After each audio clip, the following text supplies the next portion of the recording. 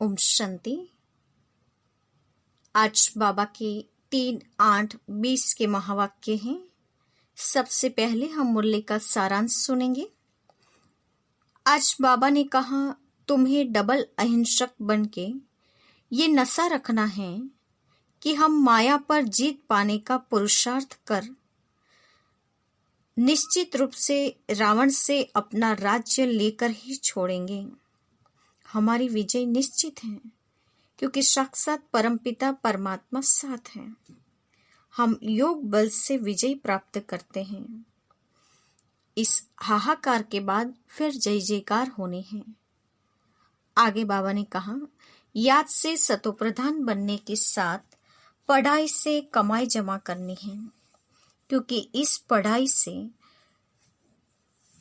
आत्मा अनेक जन्म का भाग्य प्राप्त करते हैं।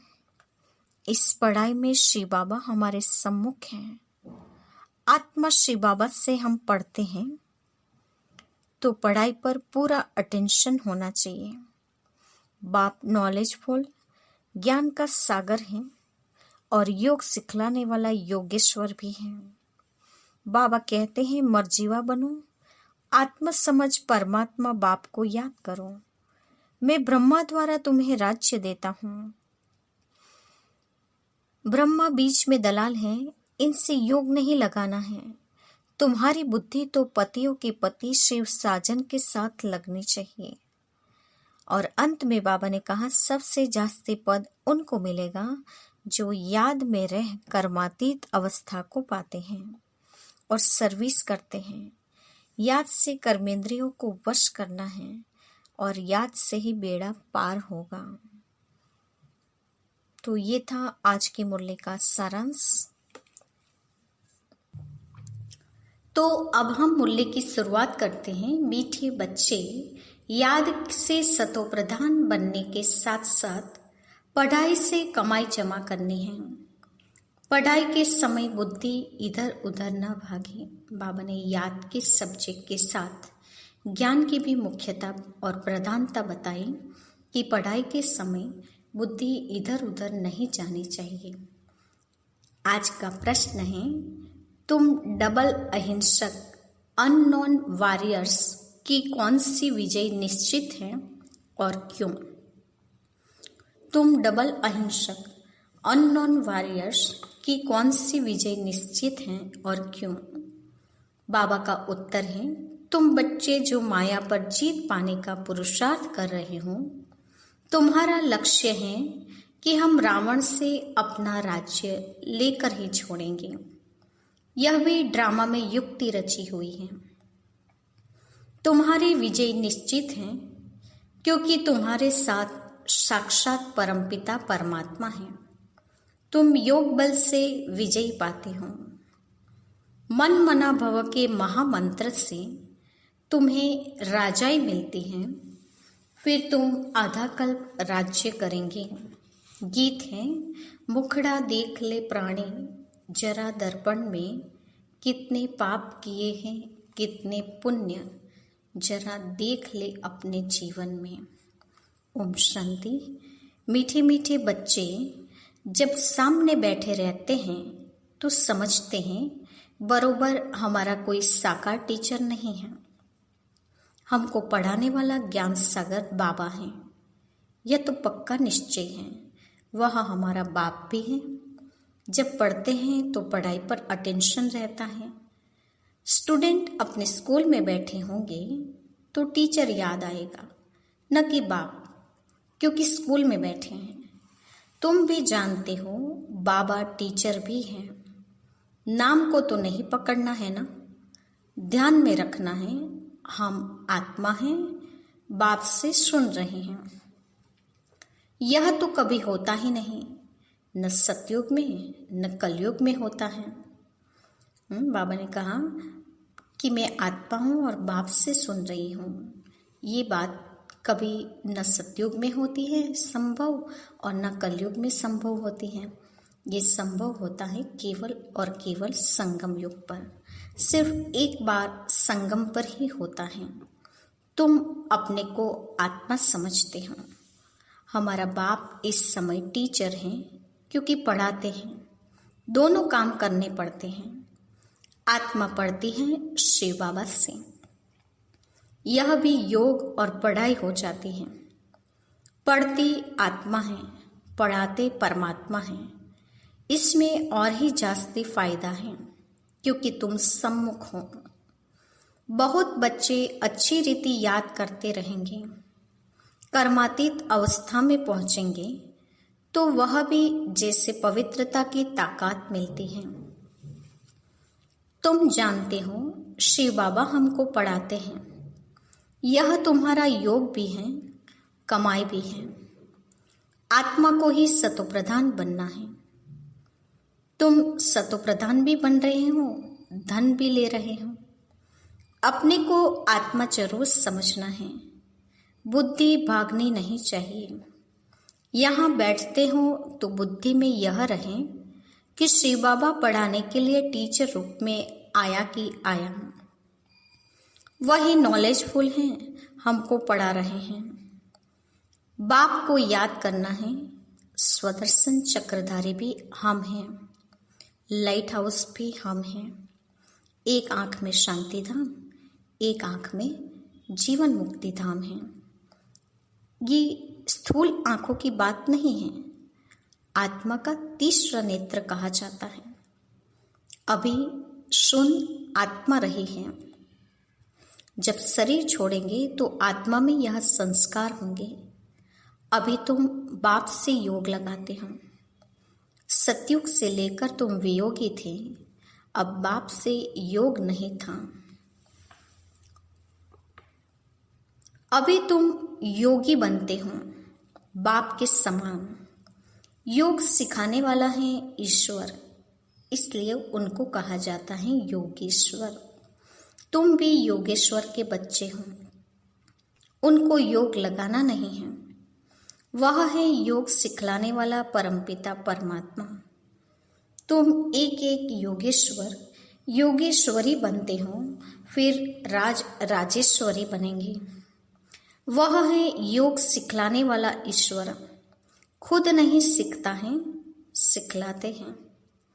कृष्ण की ही आत्मा अंत के जन्म में योग सीख फिर कृष्ण बनती हैं। इसलिए कृष्ण को भी योगेश्वर कह देते हैं, क्योंकि उनकी आत्मा अभी सीख रही है। योगेश्वर से योग सीख कृष्ण पद पाती हैं। इनका नाम फिर बाप ने ब्रह्मा रखा है। पहले तो लौकिक नाम था, फिर मर्जीवा बने। आत्मा को ही बाप का बनना है। बाप के बने तो मर गए ना। तुम भी बाप द्वारा योग सीखते हो। इन संस्कारों से ही तुम जाएंगे शांति धाम में। फिर नया पार्ट प्रारब्ध का इमर्ज होगा।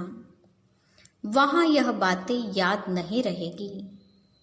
यह अभी बाप समझाते हैं। अभी पार्ट पूरा होता है, फिर नए सिर शुरू होगा। जैसे बाप को संकल्प उठा कि मैं जाऊं, तो बाप कहते हैं मैं आता हूं और मेरी वाणी चलनी शुरू हो जाती है। वहां तो शांति में है। फिर ड्रामा अनुसार उनका पार्ट शुरू होता है। आने का तो संकल्प उठता है, फिर यहां आकर पार्ट बजाते हैं। तुम्हारी आत्माएं भी सुनती हैं। नंबरवार पुरुषार्थ अनुसार कल्प पहले मिशन, दिन प्रतिदिन वृद्धि को भी पाते जाएंगे। एक दिन तुमको बड़े रॉयल हॉल भी मिलेंगे, जिसमें बड़े बड़े लोग भी आएंगे। सब इकट्ठे बैठ सुनेंगे। दिन प्रतिदिन साहूकार भी रंग होते जाएंगे। पेट पीठ से लग जाएगा। ऐसी आफतें आनी हैं। मुसलधार बरसात पड़ेगी तो सारी खेती आदि पानी में डूब जाएगी। नेचुरल कैलेमिटीज तो आनी ही हैं, विनाश तो होना ही है। नेचुरल कैलेमिटीज आदि फिर हैं यहाँ के लिए, उसमें बड़ी हिम्मत चाहिए। अंगद का भी मिसाल है ना, उनको कोई हिला न सका।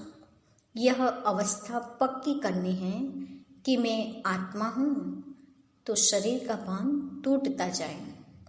सतयुग में तो जब ऑटोमेटिकली समय पूरा होता है तो साक्षात्कार होता है।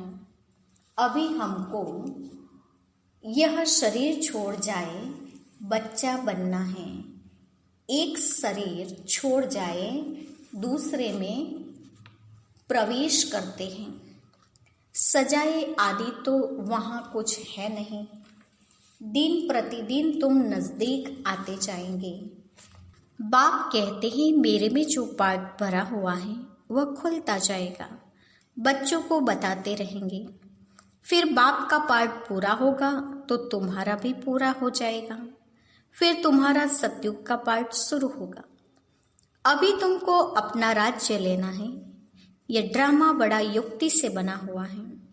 तुम माया पर जीत पाते हो, इसमें भी टाइम लगता है।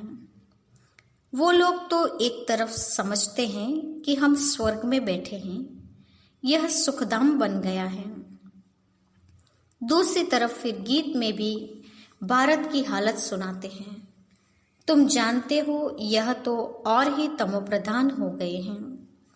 ड्रामा अनुसार तमोप्रधान भी जोर से होते जाते हैं। तुम अब सतोप्रधान बन रहे हो, अब नजदीक आते जाते हो। आखिरी विजय तो तुम्हारी होनी ही है। हाहाकार के बाद जय जयकार होगी। घी की नदियां बहेगी। वहां घी आदि खरीद करना नहीं पड़ेगा। सबके पास अपनी गायें फर्स्ट क्लास होती हैं। तुम कितने उच्च बनते हो। तुम जानते हो वर्ल्ड की हिस्ट्री ज्योग्राफी फिर रिपीट होती है। बाप आकर के हिस्ट्री रिपीट करते हैं। इसलिए बाबा ने कहा यह भी लिख दो, वर्ल्ड की हिस्ट्री ज्योग्राफी कैसे रिपीट होती है, आकर समझो। जो सेंसिबल होगा कहेगा अभी आयरन एज है तो जरूर गोल्डन एज रिपीट होगी। कोई तो कहेंगे कि सृष्टि का चक्र लाखों वर्ष का है, अभी कैसे रिपीट होगा। यहाँ सूर्यवंशी चंद्रवंशी की हिस्ट्री तो है नहीं। अंत तक यह चक्र कैसे रिपीट होता है वह भी जानते नहीं कि इन्हों का राज्य फिर कब होगा। राम राज्य को जानते नहीं। अभी तुम्हारे साथ बाप हैं। जिस तरफ साक्षात परमपिता परमात्मा बाप हैं उनकी जरूर विजय होनी है। बाप कोई हिंसा थोड़े ही कराएंगे। किसको मानना हिंसा है ना। सबसे बड़ी हिंसा है काम कटारी चलाना। अभी तुम डबल अहिंसक बन रहे हो। वहां है ही अहिंसा परमो देवी देवता धर्म। वहां न लड़ते हैं न विकार में जाते हैं। अभी तुम्हारा है योग बल, परंतु इसको न समझने के कारण शास्त्रों में असुरों और देवताओं की लड़ाई लिख दी है। अहिंसा को कोई जानते नहीं, यह भी तुम जानते हो। तुम हो इनका गणितो warriors, unknown but very well known. तुमको कोई वॉरियर्स समझेंगे? बाबा ने कहा तुमको कोई योद्धे समझेंगे? तुम गुप्त योद्धे हो। तुम्हारे द्वारा सबको मन मना भव का पैगाम मिलेगा। यह है महामंत्र। मनुष्य इन बातों को समझते नहीं। सतयुग त्रेता में यह होता नहीं। मंत्र से तुमने राजाई पाई, फिर दरकार नहीं। बाबा ने कहा अभी बाप की याद से मन मना भव होकर ये राजाई पाते हो, लेकिन फिर राजाई पाने के बाद कोई मंत्र करने की दरकार नहीं। तुम जानते हो हम कैसे चक्र लगा कर आए हैं। अभी फिर बाप महामंत्र देते हैं, फिर आधा कल्प राज्य करेंगे। अब तुमको देवी गुण धारण करने हैं और कराने हैं। बाबा राय देते हैं अपना चार्ट रखने से बहुत मजा आएगा। रजिस्टर में गुड बेटर बेस्ट होता है ना, खुद भी फील करते हैं। कोई अच्छा पढ़ते हैं, कोई का अटेंशन नहीं रहता है तो फेल हो जाते हैं। यह फिर है बेहद की पढ़ाई। बाप टीचर भी हैं, गुरु भी हैं, इकट्ठा चलता है। यह एक ही बाप है जो कहते मर्जीवा बनो। तुम अपने को आत्मा समझ बाप को याद करो। बाप कहते हैं मैं तुम्हारा बाप हूँ, ब्रह्मा द्वारा राज्य देता हूँ। यह हो गया बीच में दलाल, इनसे योग नहीं लगाना है। ब्रह्मा बाबा से योग नहीं लगाना है, शिव बाबा से योग लगाना है और फॉलो ब्रह्मा बाबा को करना है। अभी तुम्हारी बुद्धि लगी है उस अपने पतियों के पति शिव साजन के साथ। हम आत्मा रूपी सजनियों की लगन लगी हैं शिव साजन के साथ। इन द्वारा तुमको अपना बनाते हैं, कहते हैं अपने को आत्मा समझ मुझे याद करो। हम आत्मा ने पूरा पार्ट किया, अब बाप के पास जाना है घर। अभी तो सारी सृष्टि तमो प्रधान है, 5 तत्व भी तमो प्रधान है। वह सब कुछ नया होगा। कहाँ? सतयुग में। यहाँ तो देखो हीरे जवाहरात आदि कुछ भी नहीं है। सतयुग में फिर वो कहाँ से आते हैं? खानियाँ जो अब खाली हो गई हैं वह सब फिर से अब भरतू हो जाती हैं। बाबा ने कहा विनाश में सब उथल पुथल होगा, सारा सोना भारत की ओर लग जाएगा और सब खानियाँ देवताओं के लिए भरपूर हो जाएगी। खानियों से खोद कर ले आते हैं। विचार करो सब नई चीजें होगी ना। लाइट आदि भी जैसे नेचुरल रहती हैं, साइंस से यहाँ सीखते रहते हैं, वहाँ यह भी काम में आती हैं। हेलीकॉप्टर खड़े होंगे, बटन दबाया यह चला, कोई तकलीफ नहीं। वहाँ सब फुल प्रूफ होते हैं, कभी मशीन आदि खराब हो न सके। घर में बैठ सेकंड में स्कूल में व घूमने फिरने पहुँचते हैं। प्रजा के लिए फिर उनसे कम होंगे। तुम्हारे लिए वहाँ सब सुख होते हैं, अकाली मृत्यु हो नहीं सकती। तो तुम बच्चों को कितना अटेंशन देना चाहिए। माया का भी बहुत जोर है। यह है माया का अंतिम पांव। लड़ाई में देखो कितने मरते हैं, लड़ाई बंद होती ही नहीं। कहाँ इतनी सारी दुनिया और कहाँ सिर्फ एक ही स्वर्ग होगा। वहाँ ऐसे थोड़े ही कहेंगे गंगा पतित पावनी है। वहाँ भक्ति मार्ग की कोई बात ही नहीं। यहाँ गंगा में देखो सारे शहर का किचड़ा पड़ता रहता है। बॉम्बे का सारा किचड़ा सागर में बह जाता है। भक्ति में तुम बड़े बड़े मंदिर बनाते हो, हीरे जवाहरातों का तो सुख रहता है ना, पौना हिस्सा सुख है, बाकी क्वार्टर है दुख। बाबा ने कहा 3 भाग सुख और 1 हिस्सा ही दुख होगा। आधा आधा हो फिर तो मजा ही ना रहे। बाबा ने कहा जो बाबा के बच्चे पुरुषार्थ करते हैं, बाबा के बच्चे बनते हैं, उससे सृष्टि के 3/4 भाग सुख मिलता है, सिर्फ 1 हिस्से का दुख होता है। भक्ति मार्ग में तुम बहुत सुखी रहते हो, पीछे मंदिरों आदि को आए लूटते हैं। सतयुग में तुम कितने साहूकार थे, तो तुम बच्चों को बहुत खुशी होनी चाहिए। एम ऑब्जेक्ट तो सामने खड़ा है, माँ बाप की तो सर्टेन है। गाया जाता है खुशी जैसी खुराक नहीं। योग से आयु बढ़ती है। अभी आत्मा को स्व का दर्शन हुआ है कि हम 84 का चक्र लगाते हैं, इतना पार्ट बजाते हैं। सब आत्माएं एक्टर्स नीचे आ जाएंगे तो बाप सबको ले जाएंगे। शिव की बारात भी कहते हैं ना। यह सब तुम जानते हो नंबरवार पुरुषार्थ अनुसार। जितना तुम याद में रहेंगे उतना खुशी में रहेंगे, दिन प्रतिदिन फील करते रहेंगे, क्योंकि सिखलाने वाला तो वह बाप है ना। यह भी सिखाते रहते हैं। इनको यानी ब्रह्मा को पूछने की दरकार नहीं रहती। पूछते तो तुम हो, यह तो सुनते ही हैं। बाप रेस्पॉन्ड देते हैं और यह भी सुनते हैं। इनकी एक्टिविटी कितनी वंडरफुल है, यह भी याद में रहते हैं। किसके लिए कहा? ब्रह्मा बाबा के लिए, कि उनकी एक्टिविटी कितनी वंडरफुल है और वो भी याद में रहते हैं। फिर बच्चों को वर्णन कर सुनाते हैं। बाबा हमको खिलाते हैं, मैं उनको अपना रथ देता हूँ, सवारी करते हैं, तो क्यों नहीं खिलाएंगे। यह ह्यूमन अश्व हैं। बाबा ने कहा ये ह्यूमन अश्व हैं, शिव बाबा का रथ है। बाबा ने कहा ये मनुष्य रूपी घोड़ा है जिसमें शिव बाबा आकर सवार होते हैं। यह ख्याल रहने से ही शिव बाबा की याद रहेगी, याद से ही फायदा है। भंडारे में भोजन बनाते हैं तो भी समझो कि हम शिव बाबा के बच्चों के लिए बनाते हैं। खुद भी शिव बाबा के बच्चे हैं तो ऐसे याद करने से भी फायदा हो जाता है। सबसे जास्ती पद उनको मिलेगा जो याद में रह कर्मातीत अवस्था को पाते हैं और सर्विस भी करते हैं। यह बाबा भी बहुत सर्विस करते हैं ना।